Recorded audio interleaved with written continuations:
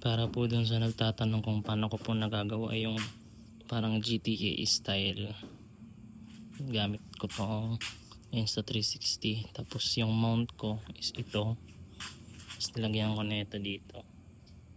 Kasi susok-sok mo lang tong ano, extender stick dyan, tapos higpitan mo, tapos ilahin mo na to pahaba.